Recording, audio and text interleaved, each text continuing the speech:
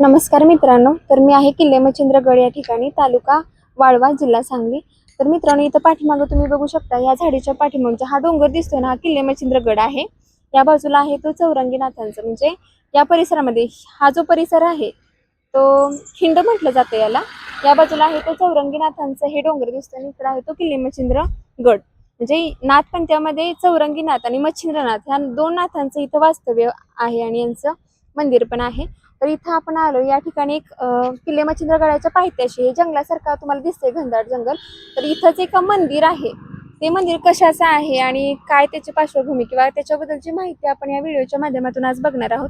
चला आणि बघून जाणून घेऊया त्या मंदिराविषयीची अधिक माहिती। खिंडीत आल्यानंतर पहिल्यांदा सुरुवातीला हे एक मंदिर लागते बघा, श्री सटवाई देवी मंदिर। हे एक मंदिर आणि याच्या पुढेच एक मच्छिंद्रनाथ तपोभूमी आहे। या दोन मंदिराविषयीची माहिती आपण जाणून घेणार आहोत। मित्रांनो, कधी कधी आपण असं म्हणतो, काही वेळेस काय काय गोष्टी घडतात त्यावेळी आपण म्हणतो माझ्या नशिबातच होतं। कधी कधी मला पण वाटायचं की आपण नशिबाच्या नावानं कधी असं म्हणजे पळवाट तर काढत नाही ना, पण काही वेळेस खरंच असं वाटतं की नशिबाच्या पुढे कधीच काय म्हणजे काय चालू शकत नाही। त्यावेळी काही वेळेस आपण आपले जे वयानं वृद्ध असणारी माणसं किंवा जे काय म्हणतो आपण लहान असतो, आपल्यापेक्षा मोठी माणसं, आपल्या आधीची पिढी असतात, ते काही वेळेस आपल्याला सांगत असतात की सटवीचा फेरा कधी चुकत नाही। मला पण ते कधी कधी काय कळायच नाही, पण ज्यावेळी मोठे होत गेले किंवा बऱ्याचशा गोष्टींचा अनुभव आला, तर मला पण कळायला लागलं काही काही गोष्टी लिहिलेल्या असल्या ना, आपण प्रयत्न भरपूर करतो पण काही काही गोष्टींना बदलताच येत नाही। तर हेच असं सटवाईने लिहिलेले बदलता येत नाही। हेच मंदिर तुम्ही बघितली ही मूर्ती, तर ह्याच्याबद्दलची अधिक माहिती आपण पुजारी आहे त्यांच्याकडून जाणून घेऊया किंवा या मंदिराचे सेवक इथं कोण असले तर आपण त्यांना विचारूया, बघूया काय सांगते ते। हे मांजर बघा छोटा आले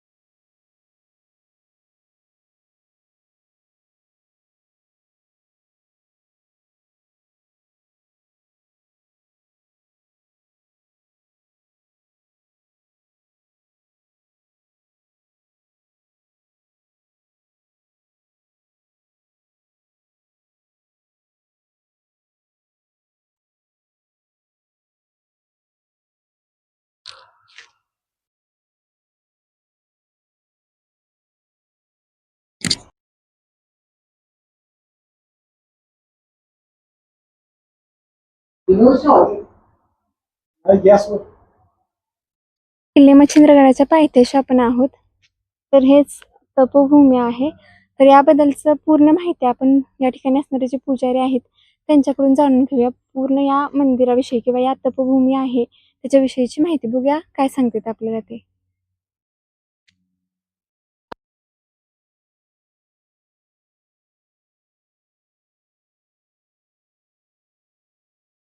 तर मित्रांनो, मच्छिंद्रगडाच्या पायथ्याला एक मच्छिंद्रनाथांचं मंदिर आहे। तर गडखिंडीमध्ये हे मंदिर आहे। तर त्याच मंदिराविषयीची माहिती या मंदिराचे सेवक आहेत आपल्यासोबत, त्यांच्याकडून आपण जाणून घेऊया या मंदिराविषयीची माहिती। तर नमस्कार, काय सांगाल ह्या मंदिराविषयी किंवा कसं सुरुवात झाली? आदेशनाथ महाराज शिवगोरख, मच्छिंद्रनाथ महाराज तपोभूमी आश्रम, गडखिंड, म्हणजे क्रांतिसिंह नाना पाटलांनी जी रेल्वे लुटली म्हणजे आपल्या स्वातंत्र्यपूर्व काळामध्ये, मग त्या काळामध्ये ह्या तपोभूमी आश्रमाच्या ह्या परिसरामध्ये हे ज्यावेळेला गुप्त पद्धतीने त्यांच्या मीटिंग व्हायच्या किंवा काही माहिती त्यांची व्हायची, आणि त्या काळामध्ये मच्छिंद्रनाथ महाराज तपोभूमी, मच्छिंद्रनाथ महाराजांनी तपश्चर्या केलेले हे ठिकाण आहे। आणि काही काळापूर्वी हे एका मालकांच्या ताब्यात होतं। मग वारकरी संप्रदायाच्या सर्व मंडळींच्या सहकार्यानं ही जागा आम्ही 2010 साली खरेदी केली आणि या ठिकाणी मन शांतीसाठी किंवा नाथ संप्रदायाची दिव्य साधना असते ती साधना करण्याकरता किंवा त्या साधनेचा परिणाम म्हणजे तपश्चर्या केल्यानंतर किंवा काही गोष्टीचा अनुभव येत असतो बरोबर. आणि मन शांतीसाठी हे ठिकाण तपोभूमी म्हणून आम्ही निवडलेलं आहे. हे गडखिंड जवळ आहे आणि हे ठिकाण मच्छिंद्रनाथ महाराजांची मूर्ती आहे आणि काशीवरनं म्हणजे वाराणसीवरनं शिवलिंग आणलंय आणि वाराणसीवरून? वाराणसी काशीवरनं हं, आणि येतो जे विठ्ठल रुक्मिणीच्या मूर्ती आहेत हं, आणि हं. ज्ञानोबा तुकोबांच्या हा. ते पंढरपूरमध्ये घडवून आणलेले आहेत आणि वसुबारशीच्या वेळेला म्हणजे 2015 साली वसुबारशीच्या वेळेला प्रतिष्ठापना केली आणि त्यानंतर हयात या ठिकाणी मानसिक स्वास्थ्य मिळवण्याकरता किंवा जे वारकरी संप्रदायातले वर्षाकाठी आषाढी वारीच्या दरम्यान येणारी वारकरी मंडळी आणि वर्षभर वारी झाल्यानंतर वर्षभर कोणाचीच भेट होत नाही बरोबर. म्हणून भेटीसाठी एकमेकाचे विचार विनिमय होण्याकरता किंवा एक जे प्रवचन कीर्तनाच्या माध्यमातून एकमेकांचं अनेक ग्रंथाचं सगळ्याला पारायण करता येत नाही त्याच्यामुळे परंतु वेगवेगळी मंडळी वेगवेगळ्या ग्रंथाचं पारायण करून सगळ्या संतांचं एकमत कसं आहे याच्याकरता चर्चा करण्याकरता किंवा आपला आनंद घेण्याकरता एकांतीचे सुख मज देई देवा तुकोबराय सुद्धा म्हणले एकांतामध्ये आनंद मिळतो आणि आनंद एकांताशिवाय मिळतच नाही कारण पूर्वीचे ऋषीमुनी जरी संसारी देव भेटे तर वनी का फिरती शुकाधिक दादुले जर वनामध्ये घरामध्ये जर आपल्याला प्रपंचात देव भेटत असतात तर मग साधू संत किंवा ऋषीमुनी जंगलाचा आश्रय करून का राहिले असते म्हणून याचा शोध घेण्याकरता किंवा मन शांती करता साधना करण्याकरता हे ठिकाण आम्ही केलेलं आहे. महाराज तुम्ही आता सांगत आहात त्याच्यामध्ये खरंच आहे म्हणजे आता माणसाकडे सगळ्या गोष्टी आहेत पण ते समाधान म्हणताय तुम्ही जसं सांगितलं तसं नाही भेटत त्याच्यामुळे तुम्ही म्हणताय तसं एखादं म्हणजे आशीर्वाद पण पाहिजेत किंवा भक्ती असल्याशिवाय ह्या गोष्टी साध्य होत नाहीत त्याबद्दल आणि काय सांगाल म्हणजे आज पैशाच्या रूपात माणसाकडे प्रत्येक गोष्ट आहे. काय झालंय आत्ताच्या ह्या भौतिक युगामध्ये माणसाकडे भौतिक सुख भरपूर आलेले आहेत आणि पैशाचं माध्यम भरपूर म्हणजे सगळ्यांच्याकडेच आलंय आणि खऱ्या अर्थानं जे त्याला मानसिक स्वास्थ्य मिळतो किंवा आपण मन शांती आपण म्हणतो ती पैसा जरी किती जरी आपण कमवला तरी आपण नोटा खाऊन पोट भरू शकत नाही त्याच्याकरता 2 चपातीची किंवा भाकरीची गरज असते तसं हे शरीर स्वास्थ्यासाठी झालं किंवा मन स्वास्थ्यासाठी आपण एकांतामध्ये आत्मचिंतन केल्याशिवाय आपणाला ज्याच्याकरता आपण जन्माला आलोय आपण संसार प्रपंच करण्याकरता हे माध्यम आहे पण संसार प्रपंच करण्याकरता आलेले सगळे जीव उद्धार होऊन त्यांचा उद्धार होऊ शकत नाही मग साधू संतांच्या आशीर्वादाने किंवा नाथ महाराजांच्या किंवा पांडुरंग भगवंताच्या किंवा भगवान श्रीकृष्णाचे आशीर्वाद मिळाल्याशिवाय ह्या गोष्टी मिळत नाहीत आणि ज्या वेळेला आम्ही आश्रमाची जागा शोधत होतो 2010 मागल्या काळामध्ये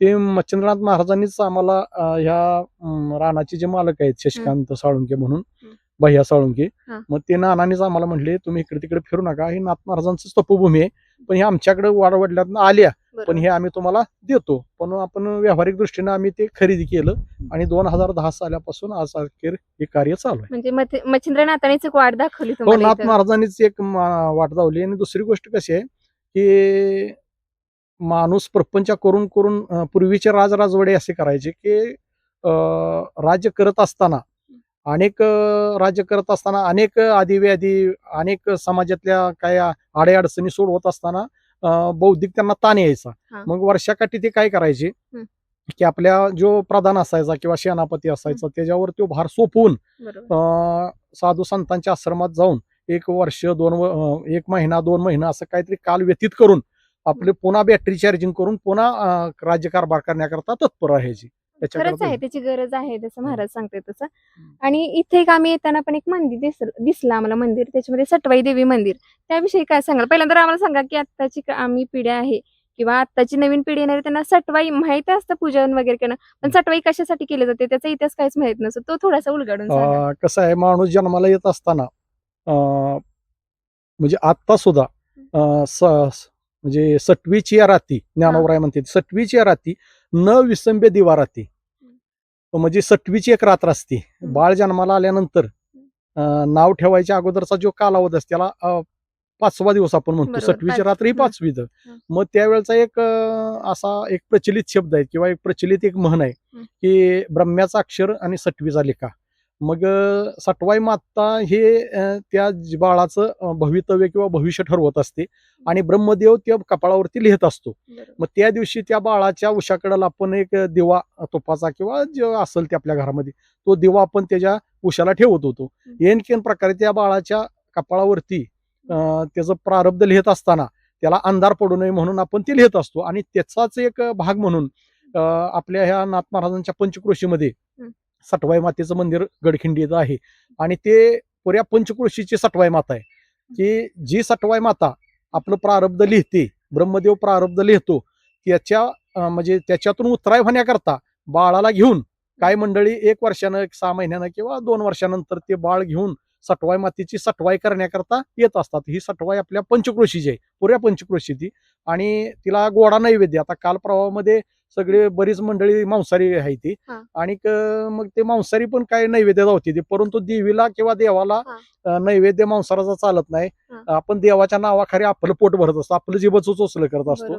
देवाला खऱ्या अर्थानं दही भाताचा नैवेद्य किंवा पुरणपोळीचा नैवेद्य, कारण देव हे मुफजत शाकाहारी मंडळी आहेत, आपण त्यांना आपण मांसाहारी केलंय म्हणून ही पंचक्रोशीची सटवाई आणि त्या सटवाई माता जे प्रारब्ध लिहिते त्याच्यातून उत्तर होण्याकरता आपण त्या बाळाला घेऊन सटवाई मातेचं पूजन अर्चन करून त्याला चोळी बांगडी करून नैवेद्य समर्पण करत असतो. आपण याच्याकरता आपण सटवाई करत असतो. बरोबर आहे. खरंच महाराजांनी खूप छान माहिती सांगितली. सटवाई देवीचं जे मंदिर आहे, सटवाई का केली जाते याची उत्तर, आपल्याला जे प्रश्न पडलेले त्याचे उत्तर खऱ्या अर्थाने महाराजांनी सांगितली आणि हे जे मच्छिंद्र तपोभूमी आहे त्याच्या इतिहासाबद्दल पण सांगितलं किंवा किती वर्षापासून आहे आणि आजपर्यंत ते कशा प्रकारे एक मनशांती किंवा मनाला एक समाधान मिळावं. प्रत्येक गोष्ट आपल्याला मिळत असते पण खऱ्या अर्थानं मनाला जे समाधान पाहिजे असतं ते इथं आल्यानंतर थोडा वेळ जरी बसलं, तर आम्ही इथं आलो तर 5 मिनिटं जर बसलं तर एवढं शांत परिसर आहे, एकदम असं वाटतंय सगळं टेन्शन असं विसरल्यासारखं या ठिकाणी वाटतंय. त्याच्यामुळं तुम्ही पण नक्की या ठिकाणाला भेट द्या, कारण हे दैवी शक्तीच म्हणायला लागली. या परिसरात आल्यानंतर एक अनुभव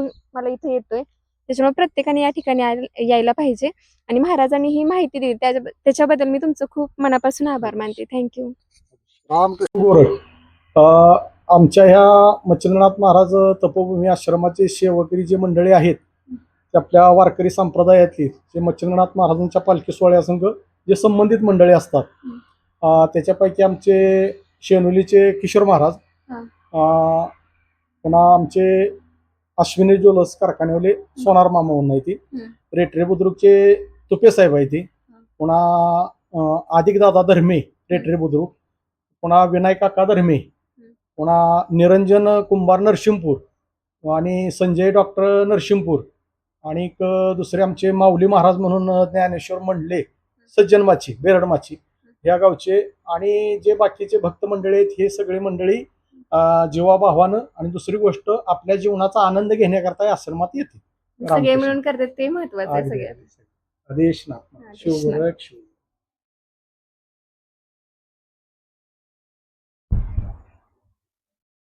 ते पण एकदम हे वाटते ते नाटवायला लय वेळ मिळत नाही ना. किती सुंदर दिसतं.